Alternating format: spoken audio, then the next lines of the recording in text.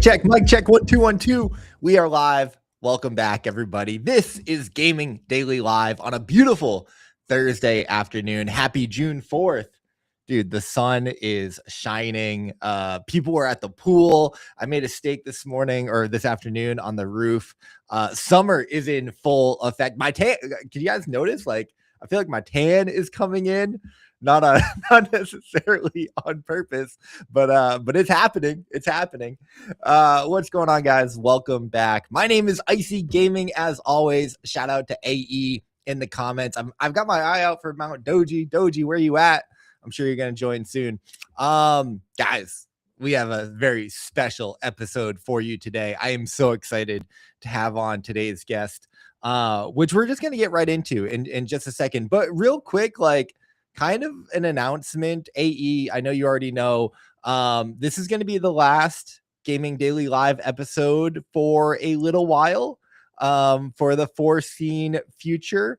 We're going to be taking a break, taking a hiatus, kind of reconfiguring what we're doing here, what the content strategy is, what the brand is, what the path forward is. Big shout out to Sam Stefanina in the comments. Appreciate you pulling through, brother. I know Sam's got a very busy day today before he heads out on his honeymoon tomorrow. Have fun in the Mediterranean. We love you. So you're not just here for me, you're here for today's guest. So let's without further ado bring the man on. But shout out to the sponsors. One of the last episodes, we gotta shout out the sponsors. YGG Play, Blaze, appreciate y'all for making this show possible. Guys, I don't have like a great fun, Sam Stefanina intro for Knock today, but you know who he is. He is the one who knocks former SOAR Gaming, Magic Eden, and now at the Digital Collectors Club. Literally one of the smartest people that I've ever met. One of my favorite human beings. And I'm lucky enough to call him a friend. Knock! What's up, buddy? How's it going? Listen, man, dude, Icy, 200 shows plus of on camera. I always get nervous. And then I get a message from our very good friend that this is the last episode for the foreseeable future. And sure enough, the heart starts pumping. So very grateful. Thank you for having me on, man. We'll do our best to give you a good show. I appreciate that, man. I'm stoked to have you, man. We're gonna keep it simple. You gotta show off the shirt real quick. We'll keep it simplified. We got the knock 30, the one who knocks. Shout out to Dub. Shout out to Sam. Love y'all. Love y'all. Thank y'all for being here. Guys, you might want to stick around because we all know and love Knock so much. But I got questions for the man. And I'm so interested, man. I mean, Knock, I'd love to start here, man. Last year you left Magic Eden after like 3.5 years of being there, really like, carrying the gaming side of Magic Eden on your shoulders. And you sent a few of us a message being like, hey, like, I've got some time and I don't know what to do. And like, what do I do? And you were kind of getting other people's feedback and whatnot. And one of the things I said to you was like, dude, if you could take some time, take some time off, go play golf, play poker, hop on some calls with some friends, don't jump into anything until it kind of like speaks to you. So I'd love to start there, man. Like, talk us through leaving Magic Eden and then going through that like little sabbatical and what you did and how you ended up deciding what to do with your life. Yeah, man. Oh, for sure. So look, I joined Magic Eden back in 2022 right out of SOAR Gaming, and we joined Yoon and Harrison, Psalm, and Loco Doco on the gaming team. And that was a ton of fun. It was in a time where Web3 gaming in particular was really popping, a ton of money coming into the space from an investment perspective. It was a fun challenge. There was a lot going on. Over time, the gaming team kind of spun out into a little bit of like an internal strike force, and we did a bunch of things within Magic Eden. We did chain expansion, the wallet product, and the very last piece that I did when I left was working on the Magic Eden Packs product that currently does exist. So I spent a lot of time talking to Twom and the guys at Collector Crypt, and came to maybe a little bit of a head where I was a little burnt out in the trenches. It beats you down. Decided it was time to maybe take a little bit of a reset. So I did a lot of what you said, to be honest with you. I played a lot of golf, played a lot of poker. I hung out with some friends. And, I believe it was September, Sam actually said, hey, Tim Yusta from Coin Games is thinking about building something in the collectible space. I think you should go talk to him. And the more I spoke with Tim, the more we realized that we saw the space in a very similar manner and decided, hey, I can't be out of the game for too long. I've had a nice little rest over the course of the summer, spend some time with my brother. Let's get back into it. And if I'm going to do it, I want to build with like-minded people. And that's kind of how we ended up with Tim. So shout out Sam for pushing that forward a little bit. I had known Tim, but I really got to know him as we chatted. And yes, to Dub's point, ripped a ton of packs over the course of the summer. So yeah, it was great. That's the long and short of how we got here. Okay. I guess what was it about? I mean, we're kind of jumping right into the DCC. But like, what was it about card collect? I mean, I know you're avid gamer, avid collector, but for the record, I'd love to get it kind of on the show. Like, what was it about collecting? What was it about cards? Because you're someone that could have gone and done anything. You could have worked at any company. You could have started any company. You had, everything kind of in front of you. So what was it about Tim, Origins, and the DCC that was like, okay, this hits all my boxes. This feels really aligned. Like, this is what I want to do. Yeah. The short answer is emergent market, very, very nascent players in the space, small teams, exciting market. The long answer is grew up collecting cards, man. My brother and I played sports growing up. We collected a bunch, specifically hockey and American football. We collected figurines. Our dad was our coach. And one of the things, my earliest memory of collecting was the Tim Hortons hockey packs. So Timmy's did little packs and they would bring in some of the Canadian superstars. So at the time, it was guys like Mario Lemieux and Sidney Crosby in the early 2000s. And they would make you want to go to Tim's. And anytime your parents would grab a cup of coffee, you'd ask for a pack of cards. And then McDonald's did something with Pokemon cards. And I think those two experiences sort of, it was like a jolt of energy and excitement around this, right? Because now I'm collecting with my brother. It was a family moment. It was an opportunity. Hey, the family's out. We're on the way to a tournament. Hockey and Tim Hortons in Canada kind of go hand in hand. And it became this like ritual. Every time we'd go to a hockey game, we'd rip a pack of cards. And I actually started collecting sports cards. So the last thing again at Magic Eden was we were building this PAX product. It was an interesting new vertical in crypto. Collector Crypt had done some volume. Courtyard had done some volume. We thought maybe this is an interesting product to offer to the Magic Eden ecosystem.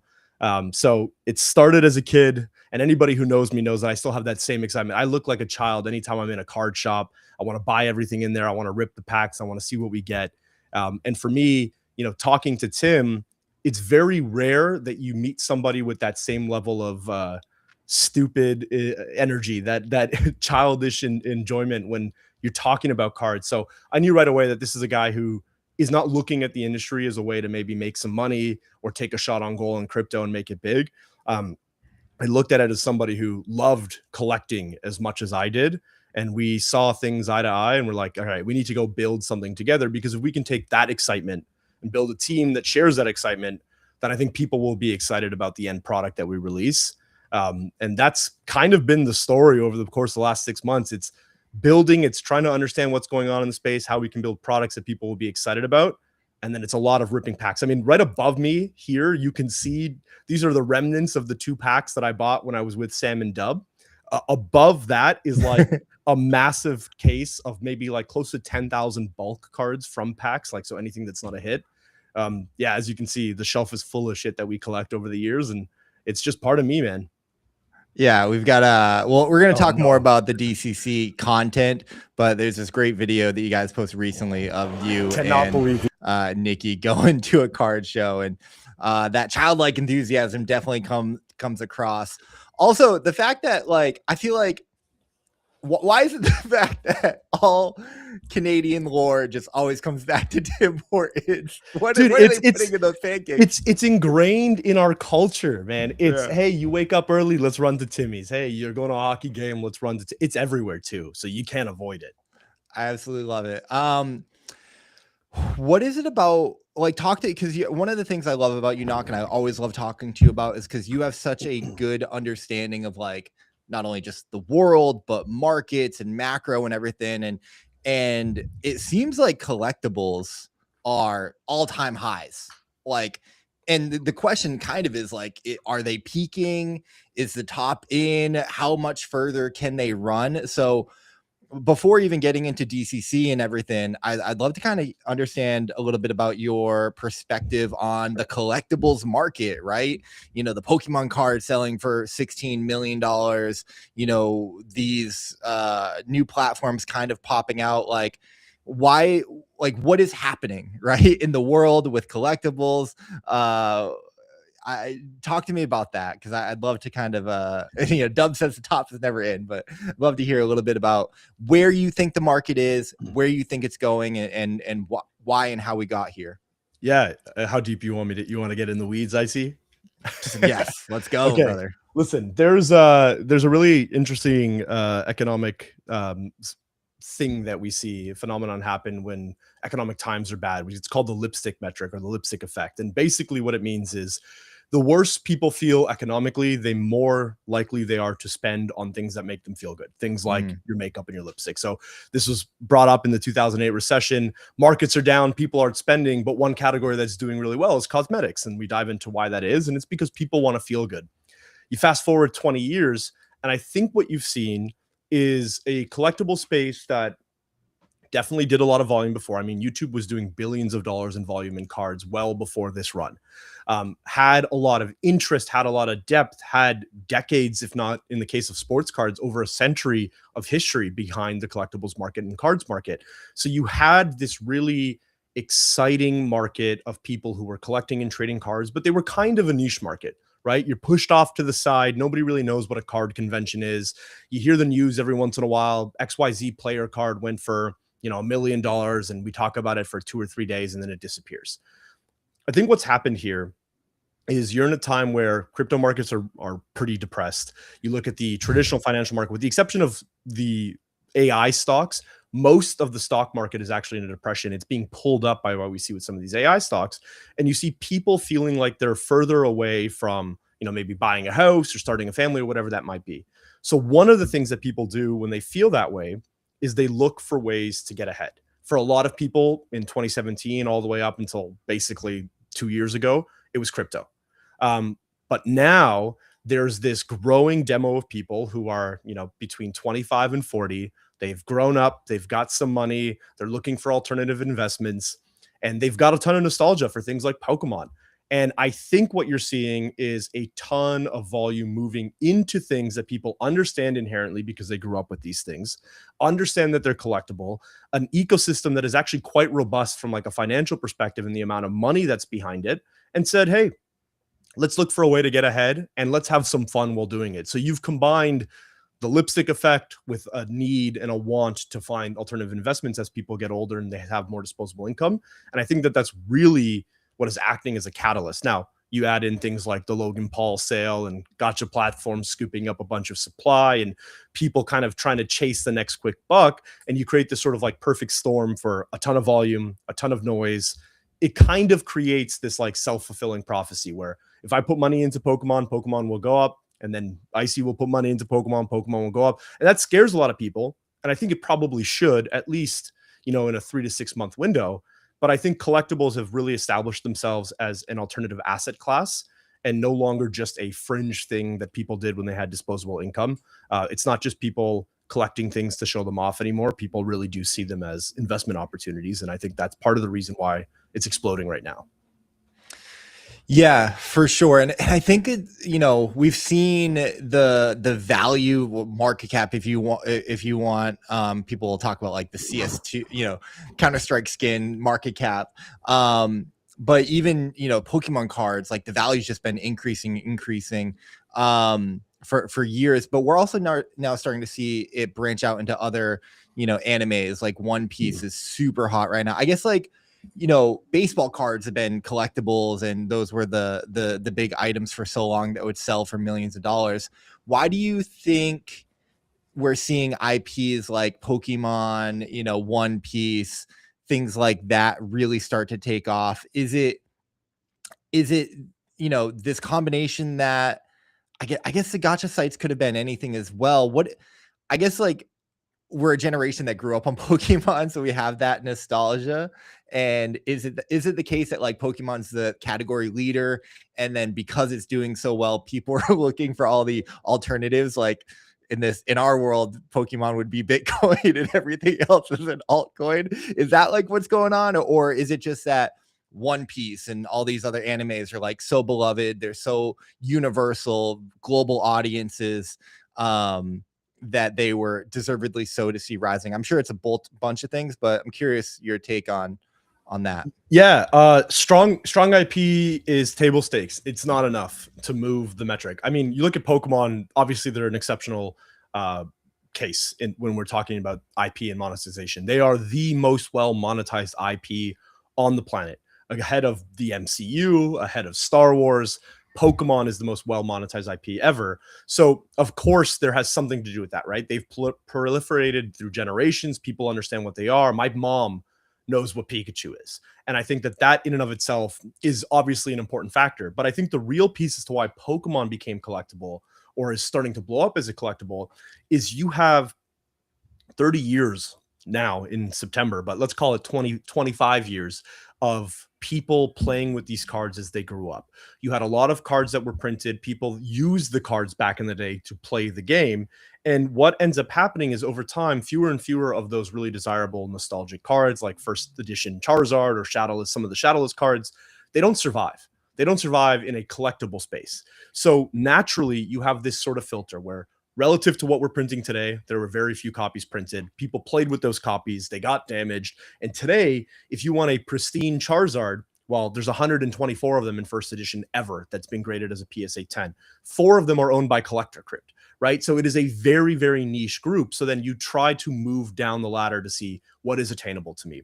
So over the years, you've sort of had this filtering effect where cards that are ultra collectible have super low pop. So anything vintage, relatively low population, really easy for the price to move on those things.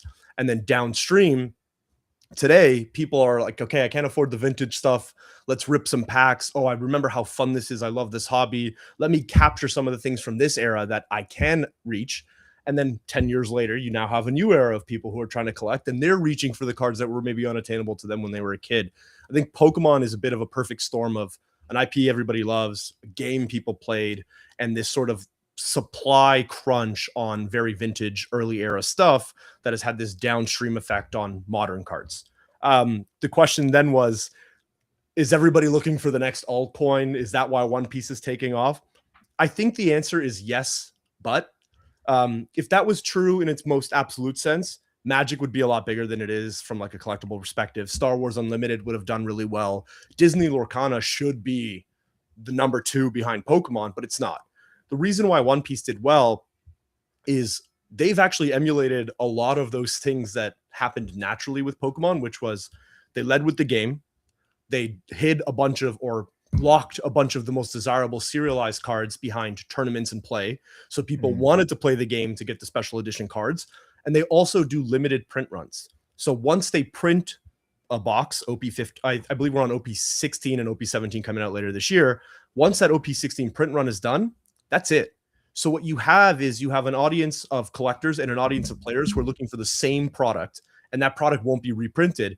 So they've kind of been very intentional about the way that they design their ecosystem to emulate a lot of the things that existed in Pokemon. I think One Piece is an example of what can happen when a team is deliberate about their collectibles ecosystem. I think Disney Lorcana, Digimon, DBZ, a lot of that stuff is people looking for the altcoin, but I think One Piece is for real. It might be a little manipulated because supplies are small, a bunch of volume moving in, but as a collectible, it's an asset class that will stand the test of time. I'd be willing. I mean, I have been willing to put my money on it. I love that. I love that. Shout out to Omar OG in the chat. We love you too. He says, shout out to Knock. I'm sure.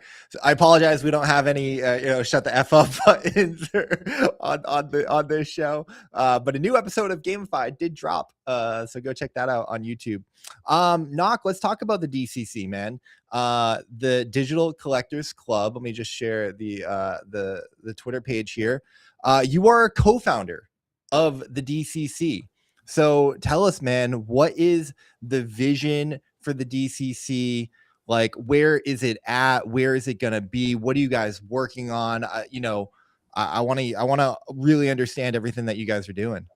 Yeah. So in the shortest and sweetest way, we want to give you something to do with those cards that you pull out of the gacha machine. I think we've seen this week that there's a real want for the cards. Basically, every gacha product on the planet has said over the course of the last couple of days that, hey, we actually can't keep machines stocked. People want the cards. They want the cards. Dub is going to literally all Dub's going to mine it all. But the question is, okay, so how do you create a really fun experience? And we looked at the market holistically and said, hey, we think gotcha's for real. I saw this happen and play out at Magic Eden when we leveraged Collector Crypt to build the PAX product. And we looked internally and said, how can you win? How can you win on $1 million raise? How can you win on a $5 million raise? And I think we came to the conclusion that anybody who says, hey, we're going to go raise $2 million and we're going to build a vault and we're going to buy cards and we're going to compete with a Collector Crypt or a Fidgetals or a Courtyard one-to-one with the experiences that they're doing, are either lying or they're a fool or they're both, right? These are real big business operations. They're complex beasts. They're things that also need, battle testing, and they've battle tested it. So the second option was, how do we create an experience that is additive to what they've done? And how do we build on top of the experience of a Collector Crypt or a Courtyard? And we landed on social gamification and the act of collecting, right? Dotto and I, Nikki Dots is our content lead. He does all of the videos. You've seen his face 1,000 times in some of those videos over the course of the last couple of weeks. And we spend our summers over the course, there he is right there, that beautiful face. We spend a lot of time over the course of our summers growing up, going to shows, trading cards, finding things to be excited about, getting excited with our friends about the cards that we've pulled. And we said, what if we took that feeling of, hey, check out my binder, look at my most recent pull, and brought that into a digital environment, right? How can we emulate some of those experiences? How do we give you a place to find community and excitement around collecting cards when you're not at the show? Because it's a lot of work to go to a show every single weekend and walk around and buy some cards. And for us, it became very clear that gacha is a mechanic that people love, right? They want to see gacha work. People are enjoying it. People spend a bunch of money on gacha. It's a great foothold for a digital product. But in order for us to win, we don't need to build the system itself. We can partner with somebody like a Collector Crypt, who we are partnering with, and we can build a series of experiences on top of that gotcha product. So for us, we see ourselves as like the front end or the social layer of collecting.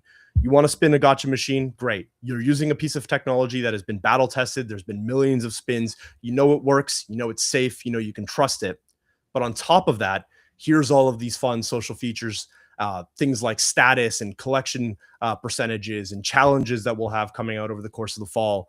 We want to take the collecting aspect of collecting and add it to the pack opening experiences, which is what gotcha more or less emulates. Okay, I love that. That makes a lot of sense. Gamification layers on top of, you know, social trends and I guess just like, I don't know, industries like collectibles makes a lot of sense. I guess, like, where is the DCC at right now? Like, what have you guys been working on? Obviously, we spoke at GDC. I got a glimpse of what you guys are working on. It's tied to Origins in a big way, but it's also, you know, extends much further than Origins. So I'd love to kind of just understand kind of what's being worked on right now. I'm not going to put, you know, hold you to any timeline. But yeah, like, what can people kind of look to expect or look forward to? Yeah, I'll say some timelines just to keep myself accountable here. So listen, a lot of work's been done since GDC. Obviously, we talked a couple weeks ago as well about where we're at with the product. We expect full functionality, so table stakes as it exists today on a site like Collector Crypto Digitals, your marketplace, your gotcha experience, some profile features, and then some light touch social features will be. I'm looking at our Slack messages right now. Will be available for closed beta, so a few dozen trusted testers within the month of June. Open beta will be in July, and then you'll see our full social layer gamification V1 by September. I'm going to be optimistic. I'll say by September, you'll see the full experience that we have envisioned from like a social perspective. But yeah, people will be able to spin gotcha machines and trade cards and take part in some collecting activities on the DCC within the next 30 days. That's awesome. Very fun, very exciting. I guess, like, what are some of those gamification layers on top gonna look like? And I guess also, what are you guys looking at in terms of the marketplace, right? Because we've seen, you know, someone like Shiny, you know, in Inhuman go out and buy a bunch of cards, you know, hold them or like store them physically, versus like I've seen claims of other sites maybe not having their inventory on hand and, you know, things like that. How are you guys thinking about building out your marketplace, kind of delivering that experience, and then you know, some of the kind of games that people will be able to engage in on the platform? Yeah. Okay. Marketplace first. Look, sites like Collector Crypt, as an example, you're looking at thousands, tens of thousands of cards that are owned in a vault, tokenized or tradable on chain, the tune of 8 figures, you know, tens of millions of dollars worth of cards across these platforms. For us, the answer there is actually quite simple. A lot of these partners have APIs for marketplace and for their assets. We'll take a lot of the experience that I have from building marketplaces at Magic Eden and kind of emulate that here, right? We don't think we need to reinvent the wheel. We think we need to give you a place to collect, to see everything that exists and make decisions based on whatever reason you want to collect, whether that be from a financial perspective or from a challenge perspective or a completionist POV. If you want to purchase a digitized card, an RWA asset that is backed by a token, you'll be able to do that on the DCC. So we don't need to own and custody these cards. We're likely probably not going to purchase our own cards for the foreseeable future. Again, we think that there are a lot of partners in place that do things really well. And for us, that's not our core competency. Our core competency is brand and collecting and social, right? We'll take a lot of the experiences that we have from our background in video games, from our background in esports, and just as collectors ourselves, and create experiences on top of that. So from a marketplace perspective, think of it as closer to like an aggregator. If an asset exists on chain, we will surface it. You'll be able to purchase it on the DCC. But otherwise, we're not going to be it won't be first party assets. It'll be assets that we're aggregating in from major players in the space. As far as social features and some of the things that you can see in the game, ultimately, like, we want to create the biggest digital hub for collectors. And that means a couple of things. It means a place for you to showcase some of the things that you've pulled. It means a place for you to see what your friends are collecting. It means a place for gamification and score and leaderboards and understanding how you're doing relative to other people who are collecting similar things. So we've got a bunch of things down the pipeline, the biggest of which will be called clubs. We saw a little taste of that at GDC with our sale for the Origins Alpha pre-edition, the pre-alpha edition cards that we have launched with Origins. They are going to be, one of our first club partners. So that's a big social element. We'll dive into what that looks like a little bit more over the course of the summer. I don't want to quite spill the tea just yet on what clubs will look like. And then from a social gamification, again, back to the actual experience. What happens when you're at a show? You see a bunch of people's binders, you walk through the things that they're chasing. We think that there's a fun series of activities that we can emulate that experience in a digital world. People go through things like pack battles, and we saw Shiny announce some version of this. We saw Collector Roll do a really interesting thing, tapping into Collector Crypt APIs, where people can rip packs together, and there's a winner take all mechanic, there's a winner takes most mechanic, there's an everybody gets something, but here's some tertiary rewards that make you excited. And then we think that there's an element of social selling that can be really exciting. We've seen this on platforms like Whatnot. You see this on Instagram Live and TikTok Live. There's a ton of fun features. And I know that sounds like a lot, because it's a ton of stuff. And those things will definitely be rolled out in waves.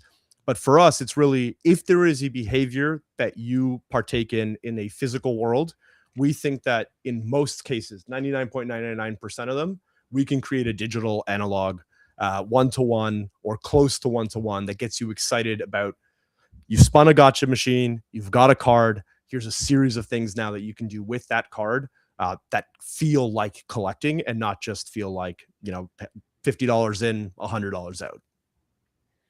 Yeah, I love that. I love that. Very excited. I can't wait for the platform to be out and people to get their hands on it.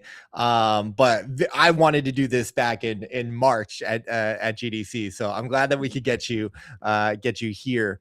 I guess let's go back to Origins a little bit. I have so many questions. First of all, I'm going to be all over the place, but I do want to go back to Origins because that is the product that was paired with the DCC, and the early access alpha box did sell out on the platform. Again, congratulations. Thank you for a little bit of some leaks or some teasers about what's coming. But I guess, how are you and the DCC really viewing Origins? Because us from the crypto gaming world are very familiar with Origins. Tim, Kevin, the vision, the game there, it was smash hit at GDC. I think you can wish list it right now on Steam, so it's very exciting. I know they're planning a very big rollout, and the game is coming along well.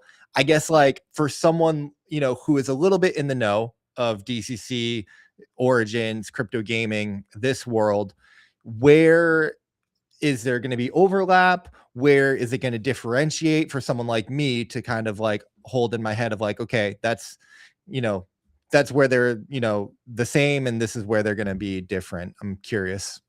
Yeah, I think for all intents and purposes, you should see Origins, the game, incredible game, but Origins, the game, and the DCC as entirely independent companies. They are legally entirely independent companies. There is obviously a very close relationship, but from the DCC perspective, we see Origins as a potential IP expansion, right? So you see this pattern with a lot of teams. We've got Pokemon cards, then you typically go to One Piece or sports cards, etc. We think Origins is a pathway to be in that mix. And part of the reason for that, back to what we talked about with One Piece, is that we think the design around Origins, the game, as a competitive game, as a collectible game, has been very intentional. And having seen behind closed doors there a little bit, having the opportunity to chat with Tim and guys like Alex who are helping to design what that ecosystem will look like, we feel really good as the DCC about their intentions for building a very highly competitive game, but also how they've anchored that game to collecting, and the things like card variants that you've seen and some of the artwork that you've seen and the packs that people are going to be able to open. We think Origins has a real opportunity to actually put the trading into trading card games, something that doesn't really exist in digital in any capacity, right? You had it a little bit with a game like Hearthstone. Maybe you've seen it with something like a Marvel Snap, but in a true open economy akin to something like Counter-Strike, it doesn't really exist for digital card games. And we think that Origins is a team that is building something that can look like collecting Pokemon cards or look like collecting One Piece cards. So for us, we see it as an IP partner that we're close with, an IP partner that, we've helped to design some systems around, but largely two standalone products, two different businesses. But we are very excited about the potential of including Origins in what we're doing for sure. I love that. Thank you for that. That's also helpful. I guess my next question for the DCC, holding it in my head, what is your perspective on crypto on-chain, integrating on-chain features? You mentioned, using the API for Collector Crypt, which is on-chain. Do you guys view this as being a crypto platform, or not at all, or doing both? Curious how you guys are going to be viewing that moving forward. Yeah, I'm not going to give you the standard bullshit. We're Web 2.5 answer, because I think that's a cop out. Yeah, I mean, look, absolutely. We think crypto is a tool, right? It's a rail system. It gives us the ability to plug into a ton of liquidity. We've seen things like the Jupe order book partnering up with guys like Fidgetals and Collector Crypt to allow people to take out loans against very expensive Pokemon cards. And we've seen teams like Gacha introduce very interesting mechanics around proportional to percentage of the Gacha supply that you own. You'll earn raffle tickets that give you cards from Collector Crypt. We think that crypto does two things for the collectible space. One, it's a liquidity injection, of course. Obviously, that matters to the ability to sell cards and move cards, etc.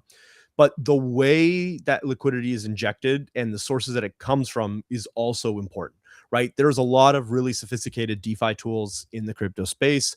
We think that part of the problem that collectibles has always had, and part of the reason why we're seeing it blow up now, is because liquidity is a really difficult thing in collectibles. It's really difficult to move cards cross-border, even just for us, right? We're an American company.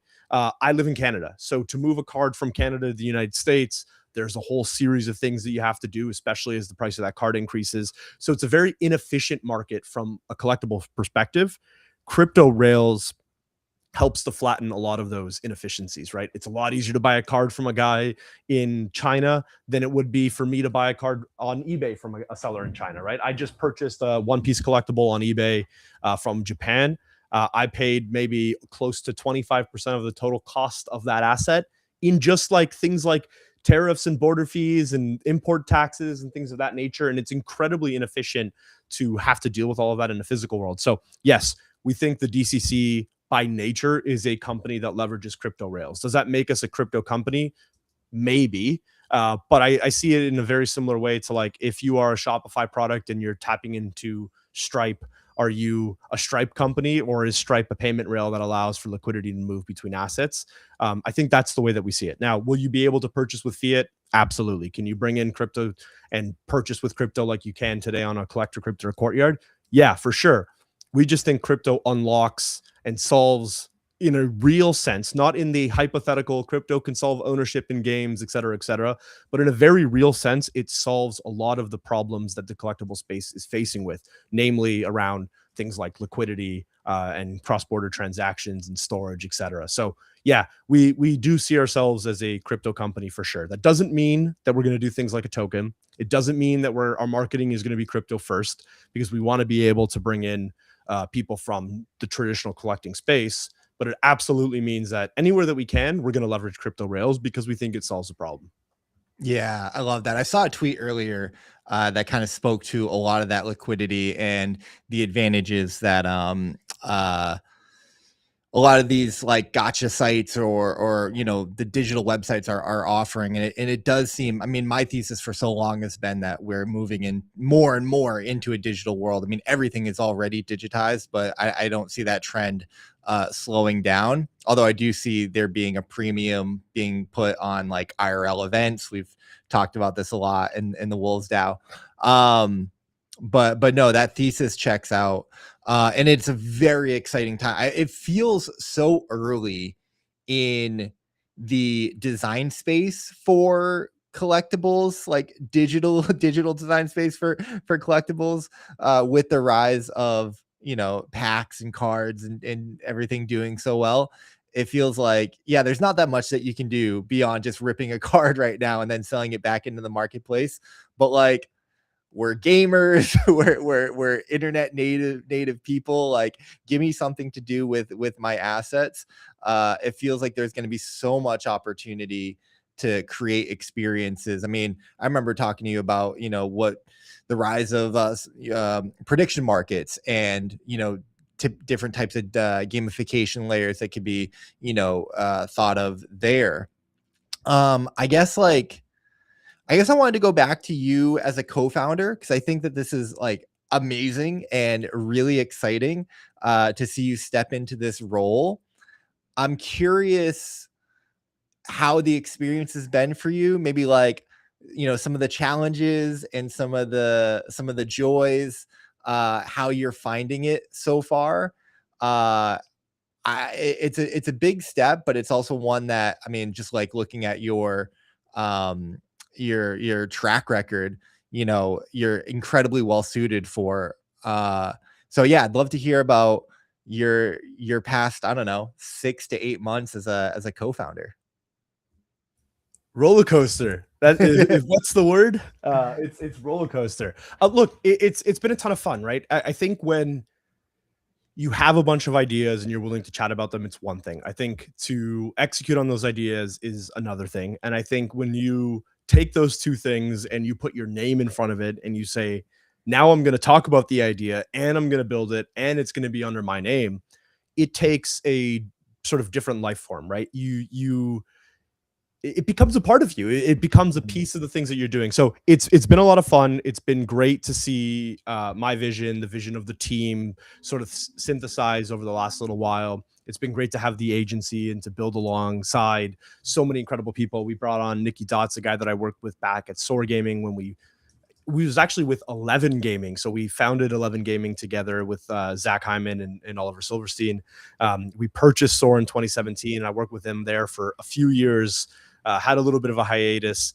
I think it's a really fun thing to step into a role and know, hey, we're building this thing and it's either going to work or it's not, but it's up to you to figure out how it's going to work. And it's been great. It's been challenging when you're talking about things like, raising money or how to hire people or direction and strategy of the business. There's a lot more pressure. It's really easy to have an opinion on those things when you work for somebody and you go, well, this is stupid, let's go do this. Because if it doesn't work out, then yeah, maybe you look dumb for a little bit, but you're not really dealt with any of that backlash or the fallout of making wrong decisions. And I think when you're a founder, you, one, think a little bit harder about the path that you're taking in, but you also bring in this sort of like delusional optimism, right? This is the path, we've lined on it, we're going to make it work. And then you have to have this sort of humility to say, all right, well, we were incorrect and here's the next path and this is how we're going to make it work. And I think you got to be a little bit crazy to be a founder. I think you have to be a little bit crazy to be in crypto. And I think you have to be absolutely insane to be a founder in crypto. But it's been a great ride. I think it's definitely, it fits me. It fits the type of person I am. It fits my experience in the crypto space to date. But yeah, it's been an insane ride for sure. I guess, like, what is it about? I've asked this before, but I guess I just want to circle back to it. Like, what is it about collectibles and then the cards that you just find? Because I mean, I've been seeing the content, right? The content's been amazing and you guys have been crushing it. Let me share this tweet that you had here. I mean, your first week on YouTube, you guys dominated, 150,000 views. crazy high retention. Nikki is incredible. We're here in group chats. We're hearing, behind the scenes of how he's making the video, sitting on his counter. I mean, it's been top tier, and it just seems like you guys are having so much fun.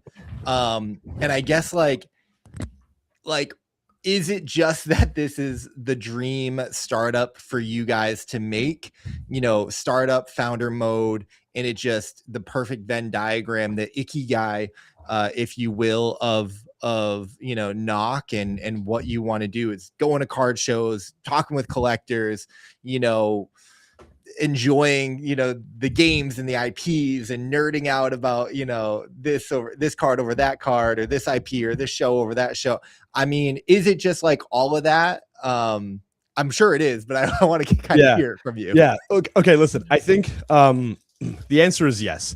And when you have that type of enthusiasm, when you're excited about collectibles, it's really difficult to fake. And for us, being Dotto and I having worked together in the esports space, having the opportunity to kind of bring him back and say, hey, here's a childhood friend of mine, a guy that I know really well, a guy that I work with well, bring him into the world with somebody like a Tim and the engineering team that we've built together. And our Slack channel is like, hey, look at this new release, look at this product. It really is a bunch of guys who happen to have skill sets in business that have come together and said, let's build a business around collecting. And we were very intentional. Like, the content is about the cards. You'll notice that none of the content released so far is a metric about volume. One, because the product isn't necessarily live, but it's not about the money. It's not about, driving X, Y, and Z. For us, it is about telling stories about the cards, telling stories about creating, getting people excited about being able to collect things. And I think when you look at what you're seeing in the gacha space right now, Tim and I had a conversation about this yesterday, and he said something to me that has really resonated and has kind of stuck with me. When you're collecting, your experience looks something like this. You buy a pack of cards, you rip some cards, you get, depending on whether you're ripping Japanese or English, you get somewhere between 5 to 10 of these, right? And you go through it and you're looking at the artwork, and it's fun and it's exciting. And oh, there's a holo. Look at that. What is that worth? What does that do? This is a cool card. That's an exciting experience. As you become a little bit more of a serious collector, packs are fun. They're fun to rip, but you realize maybe it's not the best way to get the things that I want to collect. So you look at singles, or you look at sealed product, and that becomes a whole different world. With singles, it's let's appreciate the art. Let's appreciate the things that we're building. With sealed product, it's these really weird niche things about protecting your seals, making sure that your sealed product does well, et cetera, et cetera. And then when you want to spend a little more money, or you want to chase special things, or you want to preserve a card, you go to slabs. You go to the physical product. You go to something like, a PSA 10 or a PSA 5. What's been really exciting about the wave of gacha products is, for the very first time, they've kind of taken this experience, right? So you start at packs, you work your way up to slabs. And gacha said, what if we just take that slab, that final destination, and work that back into packs? And now you've got this additional layer of excitement around, here's the grail, here's the thing that everybody wants to work their way up to collecting. And we're taking that and we're putting it back in an experience that got you hooked on collecting in the first place. I think the timing was right. I think it was a good opportunity to remove myself or move on from the marketplace game in a true sense, while also leveraging a lot of those skills to build a marketplace product for the DCC and what we're doing. And more importantly, it lined up with a little bit of a market turn, right? There was an opportunity to build something that I'm passionate about, that I know a lot about, that I spent decades doing myself. It's comboed with what I would consider really like one of the very few innovations in the way that cards are moved. If you think about it, for like the last 40 years, the experience of collecting has more or less been the same. You rip a pack, you put it in your binder, you trade it, or you buy it from somebody else who has it in a binder as well. Gacha, whatnot, with social selling, these are things that have happened in the last 3 to 5 years. They've really like added a new way to do the thing. So for us, it was a combination of like the perfect storm, the right time in my career, the right time in meeting Tim and being able to connect again with Nikki. The market is correct. There's an exciting thing going on. People are moving into a digital world, and everything is still so nascent. There's not a whole lot. I think people think the market's saturated. We're at a local top, but you look at the teams in the space, and they're all like, we can't even keep up with the demand. There is literally more demand for these products right now than there is available supply, which I think is a very important piece as well. So it's a perfect storm. It's a great career step. It was maybe ultimately where I was meant to end up, but yeah, it's been a lot of fun, dude. It's been a wild road to get here, but it's been great. We love that for you. We love that for you. That's so awesome, man. And it's very exciting. It's in a world where that's been like not as inspiring lately. That is incredibly inspiring.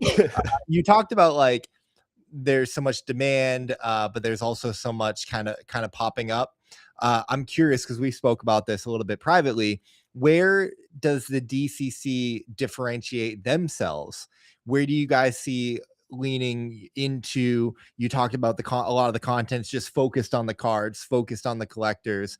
Where do you guys see you really adding value and standing out and being different? Curious. Yeah, I think well, when you look at difference based on a lot of the existing players, the focus has been on your EV or the highest chase. And we think that is like a very strong motivator. It is a core and very critical part to the game of collecting, right? Part of the reason why people collect these things is because there is some intrinsic value. Yep. So we don't see that as like a net negative. Where we see the system break down right now is the only way to collect digitally is from a financial only point of view. It is $50 in, X amount of dollars out, rinse and repeat until I either pull something that I'm really excited about or run out of money, right? And I think that that's an experience that is fun for a lot of people, but leaves other things to be desired for others. So the DCC is coming in from a collector first point of view. And what we want to do is to give an outcome other than, is this more money than I paid? That gets you excited about the thing that you have. We're seeing an uptick in people withdrawing cards from these platforms. Well, what if you didn't have to withdraw it? What if there was a way for you to showcase that collectible and do the things that you're going to do when that card's in your hand physically, but do that online? Do that in a place that rewards you for collecting, that rewards you for having that asset within your hands, that allows you to showcase the collection that you've built and compete with people or create experiences around how to pull from gacha. Like it is a black or it's not a black box, it's a blue ocean of things to do around the gacha experience. And for us, without getting too deep into it because we're not yet live, we see a world of opportunity around the actual act of collecting. When that thing comes out of the gacha machine, what do you do with it? What does it do for you? Is there a way for you to get anything other than dollars out? Now, that's always going to be a part of the equation. It's an important part of the equation, but there's so much more to collecting. I mean, look, I was with Sam and Dub last couple weeks ago. We went to a card shop. I bought a ridiculous amount of Chaos Rising packs. And one of the things that I'm doing right now is putting together just like the master set of this pack. So everything that's in Chaos Rising, can we collect it all? And that looks through all the variants. It looks through everything that you've got within experience. There's a time gate to it because I want to do it before the next set comes out. All of these things that we do on a daily basis within the collectible space in a physical sense, there needs to be a digital analog, especially as more of these products and more people move to collecting in a digital sense. So for us, nobody's really building in that vertical just yet. I think people are starting to catch on that there needs to be something a little more here than just the ability to pull a card out of a machine. But for us, we really do see ourselves as the first truly social gamified experience on top of a gacha platform. And we don't need to reinvent the wheel. We're working with great partners. We're always going to look for opportunities to work with great partners in the space, teams that are innovating about the way that you get cards. For us, it's all about what you do after you've got that card. That's the big piece. Show them off in an extravagant way. Honestly, yeah, more or less. I love that. And I appreciate that. What are some of the other things that are wrong in the system or the ecosystem, right? Where I'm seeing videos of like, scalper, like the issue of scalpers, right? kind of taking up the supplies. You try and go, kids want to go to their Walmart and get a pack, and they can't because the scalpers, beat them to it. And you might have seen that video of like an employee like cutting the box open so that like scalpers wouldn't buy it, so that traditional collectors, have a chance. Is that the biggest issue in the system? Are there other things that you're kind of seeing in as this space rises in popularity? Issues are going to pop up and occur. So I'm curious from your perspective. Yeah, I think scalping is such a weird and I think very nuanced topic. At the core of it, it sucks, right? Like you want people who are fans of the thing to get their hands on the thing. And I think that that's one of the ways that gacha platforms in particular are actually helping to solve a pain point in the physical world, which is one, from an EV perspective, if you spend $50 on Pokemon cards, you're lucky to make 25 $30 on these platforms. Like your floor is 25 to $30. So from an absolute dollars in dollars out perspective, there's actually a very compelling case to say gacha makes more sense if you are somebody who cares about the cards, right? From a value perspective. I think from a distribution perspective, it's really going to be a difficult thing to help put maybe a damper on scalping for a variety of reasons, right? The Pokemon company sells direct to consumers on launch, right? Hey, here's the first batch of products. There's maybe 2 or 3 secondary product batches that follow up, but they're typically things like poster collections or small packs with just a small number of packs in it. But once they sell out, they sell out. The problem with Pokemon and card games in general is that you're dealing with hundreds of distributors, hundreds of different stores. Everybody's going to have a different policy. It's a really difficult thing to police. So unfortunately, I think it's a complex issue to solve. One of the ways that people are doing it is exactly what you've just described. If we rip that seal, then there's no resale value for a scalper, and it's more likely that a collector is going to want to have to purchase it. But at the same time, you need the store to be honest, right? GameStop, I love them. I like what they do in the space from on a macro level. But when it comes to Pokemon cards in particular, they're a very big proponent of, we've gotten a bunch of cards at under MSRP from a distributor, and we're not going to sell them at MSRP. We're going to sell it at whatever that market rate is. And that market rate is typically sold at where scalpers are pricing things and where people are purchasing them. So it's a very complex issue. All of that to say, these are the types of issues that only really exist in mature, stable markets. And I think that that's a piece that a lot of people are missing here.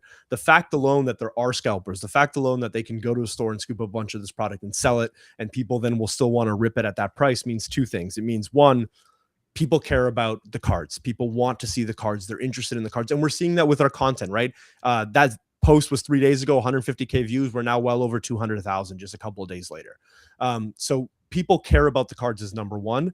But 2, there's also a lot of financial dollars and systems in place around the cards that support what's being built. So for me, complex issue. It's not an issue that gets solved overnight. It's probably an issue that always exists, especially as long as there's money to be made, people are going to look for opportunities to be made. But it opens the door for something like a gacha product or what the DCC is building, which is there an alternative route? Is there another way for us to collect? Is there another way for us to get our hands on product in a way that doesn't break the bank? I think we're seeing the answer to that is yes for gacha products. The second piece is what the DCC is doing, is once we've got those products, how do we collect in the same way? And that's our goal. We're going to build that out over the course of the next 6 months. I love that. I want to ask another controversial question, since you mentioned, controversy.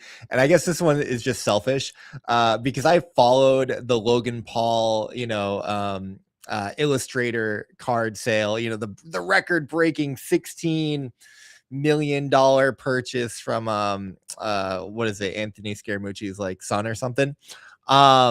A lot of controversy. I was like glued. I watched I would like fall asleep to these YouTube videos, like breaking down why the card's not a true PSA 10 and kind of the history behind that card. And I'm just curious, like, do you have an opinion on that story? I mean, on one hand, it's great, to see a Pokemon card be the #1 selling, highest grossing sale card ever. On the other hand, Logan Paul, it's, love him or hate him, there's a lot of controversy there.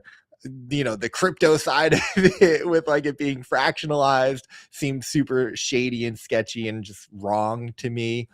The stream was like awkward. Like it was a very awkward stream. I didn't like anything about it, if I'm being honest. But I'm curious, maybe you can't, say too bad of things, but I'm just curious your perspective on that whole spectacle. Yeah, I'll say it. One, Dotto, Nikki Dots on DCC.club on YouTube put together an incredible video on the history of the Pikachu Illustrator. So definitely go check it out. Look, I think shout out to YouTube, by the way, just real quick. We'll put that on the screen. DCC.club. Go follow them. You'll be early. And this video from this is the most iconic Pokemon card ever printed. I'll just pause it. Go to the YouTube. We'll start with the PSA piece. Okay. Is it a true PSA 10? This is a very contentious thing, and I think a lot of people fundamentally misunderstand how grading works. The answer is yes, and the reason why it's a true PSA 10 is because it was a PSA 10 when PSA graded it. It's an older certification. It was under different grading standards. If it was resubmitted today, would it be a PSA 10? Almost certainly not. It probably grades closer to a 7 or an 8. Under today's standards, but it was graded in an era where it was graded as a 10, and that's a 10.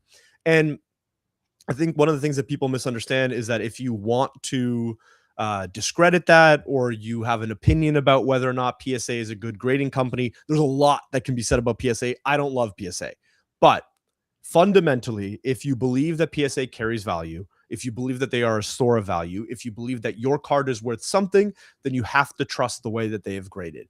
Now, are there PSA illustrators in the world, or Pikachu illustrators in the world that are going to grade a 10? Definitely not. I don't think that there's one that exists. There's only ever, I think, 32 or 34 made. Yeah. Most of them were probably lost. You're maybe looking at a couple of dozen that are still around and in the world.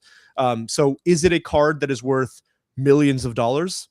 No questions asked. Absolutely. It is one of the most storied cards. It's one of the most iconic cards. It comes from an era where Pokemon was doing a lot of really fun and innovative stuff. Is it a PSA 10 by today's standard? Not a chance. But is it a PSA 10? Absolutely. And anybody who disputes that has a fundamental misunderstanding of the way that grading cards works. Now, is it a $16 million card? Probably not. Is it, did it sell for what it sold because of the spectacle, because of Logan Paul? Absolutely. I mean, this card was on the stage at WrestleMania. Yeah. It's a ridiculous story around the card. The sale itself became part of the reason why it sold for $16 million, because it's a headline, it's a story, it's this moment. I think it's a card that's worth millions of dollars without a doubt. Logan probably could have sold it for $7 or $8 million, and that could have been reasonable. I think 16 is pretty absurd. But I think it did a lot of good for turning eyeballs and making people pay attention to the collectible space. I also, lot to say about Logan Paul. I don't love the guy. I think he does a lot of really dumb things, but he does understand the way that markets move. Maybe that's a bad thing in the case of the fractionalization of this card, but you got to give him credit for being able to see, we should scoop this up at 5 mil. If I do all these things around it, create a story about this card, I can make a bunch of money and make people look at Pokemon. And I think even if you dislike the input, I think the output overall was actually probably a net positive for people collecting Pokemon cards. I think that's fair. I mean, I followed Logan quite a bit when he was first getting into Pokemon cards, like 4 or 5 years ago, and it seemed real genuine. It was real fun. I think net, he had a massively positive impact on collectibles, and turning a lot of his audience and another generation into the hobby. Yeah. And it was a lot of fun. It was great to see. I wish he would stick to doing the good things and not the bad things. Could not agree with you more there, my man. Because it's like, he has a really powerful platform, and I thought it was great. I was like, it's a great arc, man. Everyone loves Pokemon. Like, stay on the good arc, but anyways, that's my Logan Paul beef. Knock, I know you got to go in a few minutes.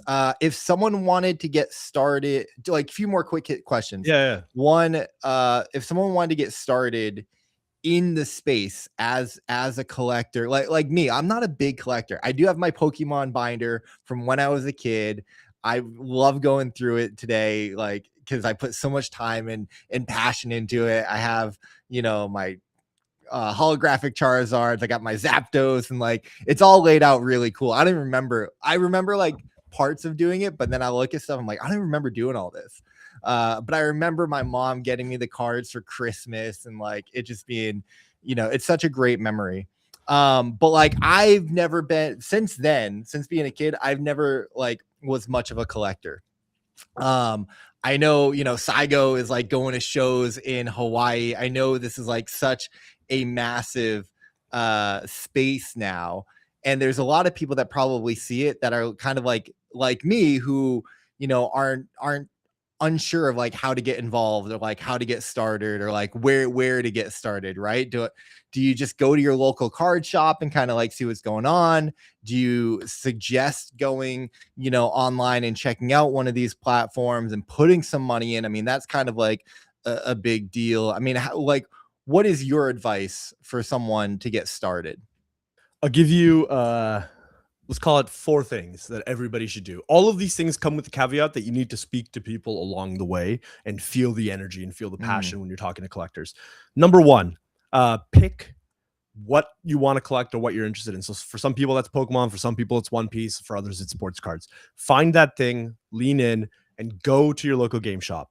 Talk to people about, hey, I'm starting fresh. I want to learn a little bit about the collecting experience, and spend $25. Buy the cheapest packs that you can get.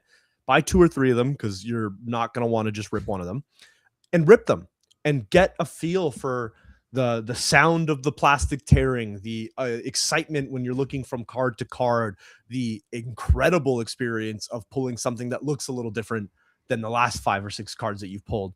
I think that right there gets a lot of people hooked. I've seen it happen with my girlfriend, Christina. We had our mom over a couple months ago, and we gave her a couple packs to rip, and I saw it play out in real time with somebody who's in her 60s. So it's a very incredible, very powerful experience. Start by going to your local game shop, talking to people who are excited about the card space, and rip some packs for yourself. Second thing that I would say is watch some content. Watch people like Nikki Dots on the DCC, watch Deep Pocket Monster, watch people who do on location, real life, real interactions with people and cards, and understand, and you will understand very quickly, that collecting cards is more than just the thing on the piece of cardboard. It's more than the dollars that you spend. It's about the experiences and the community that can be built around it. And it's something that we're really trying to hone in on the way that we deliver the DCC and the products that we ship. The third thing, go to a show, like any show. It doesn't matter. You don't need to spend money. Go to a show, walk around the room, look at the cards on display. It is a very alien experience for the first time that you do it, but the room is buzzing with activity. There's cards of all different types. There are people who collect things in very strange ways. Some people collect one card, not a type of Pokemon, but a particular card, and they will fill massive binders with just that copy of the card. Well, who is it? The Kabuto King? There's the Kabuto King. The Gengars are going crazy. There's a guy who collects a Pokemon called Durant, and he got Kevin Durant to sign his Durant card, which is just incredible. So that's a fun piece. And then I think the last thing that you should do in that series of understanding collectibles is spin a $25 gotcha machine on Collector Crypt or a platform like that, or the DCC in the next couple of months here, and get a feeling for what that feels like in a digital sense. And I think that journey is important. It should be the last thing that you do, because you will get a sense for collecting. You'll understand the physical experience. You'll understand the people and the culture and the community around it. And then finally, you'll see that there's not a whole lot missing from the digital experience. There's quite a bit that can be built out, and we can expand on it, but it gets a lot of the way there now. And then you'll start to see what we see, which is there's a lot of things that we can add to this experience that makes it feel like all of those other things. So we're very excited about collecting. Go rip packs, watch some content, go to a show, and go actually spin something on the machine. All right. Now I was debating which question to ask next, but I'm gonna save the fun one for last, so we end up on a high note. Where did NFTs go wrong, man? Like, NFTs seem like they should be perfect for this environment and thriving. It feels like this was like the right thing to do. Confession, Knock, like what you were talking about, like I don't know, like holding cards up together or like doing something with them. And I like hash masks were the first NFT that I ever minted, like that whatever red pilled me into NFTs. And it blew my mind. I love the art. I love the story. I love the community, the collecting aspect. I went to New York for when they like put their they had their one of the super rare, I think it was like one of the dragons or something, on time, like on a billboard in Times Square. Yep. And I thought that this was such a cool event. I went with my hash mask and like took a photo because I'm like, look, we're here, we're there, like it's provable. And it like kind of blows my mind that cards, you know, collectibles are like blowing up so much when they are just cardboard. Obviously not just cardboard, right? But like they're destructible. They can be counterfeited really well. Like, how did NFTs miss? And this is a loaded question, so you know, in the minute that you got, how did NFTs miss the mark so badly? The best way I can describe it is the read was right, but I think the math was wrong. And I think part of what makes RWA assets so compelling is that they are these ephemeral pieces. They are these things that you can collect, that you can damage, that you can destroy. And an RWA tokenized representation of those things represents a safe version of that thing in a vault somewhere that is backed by a verifiable asset that is created by a company that you can trust. And I think what we've learned from the NFT space is that we actually weren't that far off. And I think NFTs did a really good job of introducing the concept of limited collectibles and tokens that were, you know, able to be traded back and forth, and these immutable assets that represented a thing that you purchased and it was proof that you own that thing. All of that was right. The underlying asset behind that token is maybe where we were wrong, or I wouldn't even say we were wrong. I just think we weren't right. And I think now that you tie it to something like a collectible space, you've seen the technology itself paired with the want and the drive to collect really create this really fun experience where people are now starting to understand that maybe we weren't too far off with NFTs first go around. And I think NFTs are definitely back. I mean, I think it's an indisputable fact. NFTs are back. They just look different than they did in 2021. I love that. I love it. We were just early. What are so we've been talking about collecting, man. We had that video of you finding a grail at that card show. What are your favorite IPs to collect or cards to collect? You know, what are your ultimate grails, your chase cards? Obviously you're building out that binder there, but love to hear about some of the things that you've collected and built and still chasing. I'm a master setter, so we're doing Chaos Rising. It's the most recent launch in the Mega Evolutions series of Pokemon cards. I'm also doing a Yukimori set. Really fun fact, Yukimori is an artist who makes all of her Pokemon artwork out of clay. They all live in a museum in Japan. She takes photos of those pieces of art in nature or escapes that she's created, and she's created cards over the course of the last 2 decades. So it's been really fun to chase down all of her cards and put them together. So big master set guy. Grail cards. I am a big fan of the Gold Star era. It was right around the time that I was between the ages of 7 and 11 is when Gold Stars were available. They were cards that you always heard about as a kid, never really saw any. And, you know, now as an adult, you've got the means and the ability to go and find them and finally have some Gold Star. So Gold Star is great, but I know that that's a basic answer. Everybody wants a Gold Star. So I'll get a little more in the weeds. I like the breakthrough cards. They're a piece of art that maybe people don't love, but I think is really interesting. They were in the early 2010s. I like the Prime cards. They were in the late 2000s. They are starting to do really well. And then I think overall, one of the coolest types of Pokemon cards that exist are the vending series. They were cards that came between 2 pieces of cardboard out of a vending machine in Japan back in the late 90s. That's a really cool set. And we're just now starting to see people pay attention to them because most people didn't even know they existed. So I've got a couple of those in the little vault up there. Absolutely love it, Knock. Thank you so much for your time, man. What is the best way for someone to get involved with the DCC right now? Stay updated. Is it follow the Twitter, jump in the Discord? Where should people go? And what should they be on the lookout coming next? Yeah, follow dcc.club on Twitter. Go follow us on YouTube. You'll love the content there. It's a ton of fun.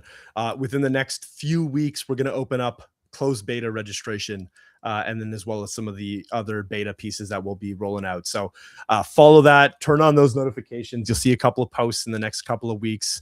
If you want to chat collectibles, hit me up at ITSGNOC on Twitter or X. I want to talk to people. I want to understand why you want to collect and what sort of products that you want to see existing.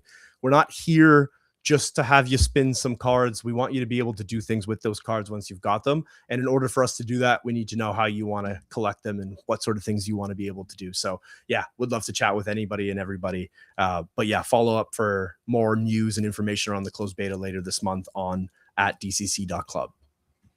There you have it. Nock, we love you so much. I know you got to jump, so I'll let you get out of here. Tell the people that you're hanging out with that I said hello. And, this will be the last episode for a little while, but we'll definitely have to do a special episode when there's more DCC news, coming out. So thank you, man. I appreciate you. Hey, I appreciate you having me on, man. It's a lot of pressure that last show, but I hope we did you proud. I appreciate Always. the show, man, and thanks for having the chat. It's always a blast. Always appreciate you, man. All right, guys, that was Nock. Go follow Nock. I'm gonna take him off the stage so that he actually leaves, because I don't want to make him late. Because I know if he ends up late, then I don't want to be the one at fault there. Guys, you're amazing. Dub, Sam, Ghost Cat, Tattoo, Walt showing up, showing some love, Ice and Dark, AE, Dougie Hype, everybody came through. I appreciate y'all so much.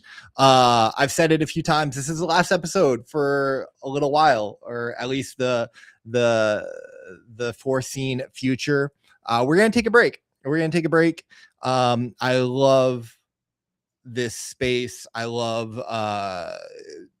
talking to people. I love making content. I love streaming. Streaming is how I got started. That is the origin of Icy Gaming. I was just streaming on Twitch. It was a dream come true. So I'm not going anywhere. We'll be back. We'll be making content. We'll be on Twitter. We'll be doing things. We'll be streaming games or jumping on. But for the short term, for the foreseen future, Gaming Daily is going to be on a hiatus. As you guys know, crypto gaming is down bad and in a rough shape, and crypto is down and rough. And if I'm being honest with you guys, I've been down bad. I've just been uninspired, which I do not like to say. But I have to be honest with myself, and I haven't been able to show up in the ways that I want to show up for myself, for you guys, for the shows, for my guests. And so, we're going to take a break until we kind of get our mojo back. Stella lost her groove, and we lost the mojo. I'm not worried, because I know that taking a little bit of a break, kind of like navigating through the fog a bit, will come out the other side stronger, better. And this will be a good break, a good hiatus that I'm very much looking forward to.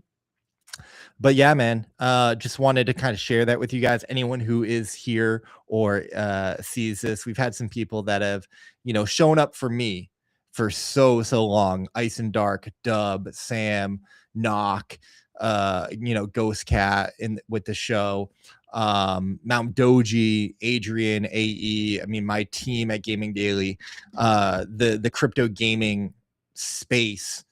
I have been so beloved and so upheld and put on mountaintops that I'm so grateful. It's been the best experience of my life. And, this is not like a goodbye. It's just it's just a see you later for a little bit. So yeah, I just want to share that, cause that's what the stream always was. For me back in the day, it was a space for me to speak to the people that, resonated with me, would tune into the content. It was a space for me to be honest, vulnerable, transparent, hopefully inspiring, hopefully motivating, hopefully entertaining. Some of those past streams, man, some of the gaming streams, oh, they were good times. Good times. But yeah, that's it. I wanted to give you guys that update. Shout out Sam, shout out Adrian. I love you guys. Thank you for showing up and supporting and being my shoulders and my rocks that I can also fall back onto as well. I think that there is so much beauty and so much opportunity in the world. And, we started this mission to find our place in it and to share along the way, as well as to try and make positivity a little bit louder along the journey. And that mission does not stop. That mission continues. But I don't know what it's going to look like in this shape and form of content. Still love Web3 gaming. It is inevitable. And I very much look forward to it figuring itself out and getting there, whether that is this year, next year, or 10 years from now. We've got gaming in Icy Gaming. We put it in the name. We believe in it. That's not changing. I'm not rebranding to Icy AI or anything like that. I love this space, this community, this industry. I tweeted out my first year of making content. It was like, I feel like Web3 gaming allows me to be the person that I've always wanted to be. And I'm so indebted to that. And I'm so grateful and appreciative of everything that we've done. We've traveled the world. We've built companies. We've made friends and made best friends and seen them get married. And, we've worked so hard, and we made a jersey that people wear and wear with pride. And this sounds like very somber. It sounds like it's over. It's not over. It's, Icy Gaming games on. But yeah, for the chapter of Gaming Daily, for the show, we're gonna put it on the bookshelf for a little bit and get back in the lab and see what the future looks like. Wanted to give you guys that update. We're not leaving. I'm not going anywhere. I appreciate y'all being here. I hope you have a great rest of your day, great rest of your Thursday. I'm always going to be accessible, guys. You can always DM me. You can always, the show goes on. The show goes on. I promise you that. But that's it. There's no episode tomorrow. There's no episodes next week. We're taking a little bit of a break until that inspiration comes back, until the mojo comes back, until we find where we can impact the world in a positive manner, where we can, move the needle and help people. That's what I've always wanted to do. And this chapter of Gaming Daily has been incredible. So many indie games, so many projects and teams we've covered and talked about and helped create content and give a voice to and give a platform to. And I loved doing that. So many people after the interview would DM me and be like, that was amazing. Like, that was so much fun. Like, thank you for, the hard work. Cause no one's ever I never charge or paid, no one ever paid to come on the show. Some people tried to, and I'm like, no, just come on for free. And then we, produced all the clips, out of our own pocket. But that was made possible by Blaze and YGG Play. So shout out to the sponsors that have made Gaming Daily Live possible. We're still going to be doing game nights. We got game nights with YGG. We're going to be doing something tomorrow in the Wayfinders Discord for Giga Chad Bat, which is going to be super fun. I'm looking forward to it. I'm going to shut up now because who cares?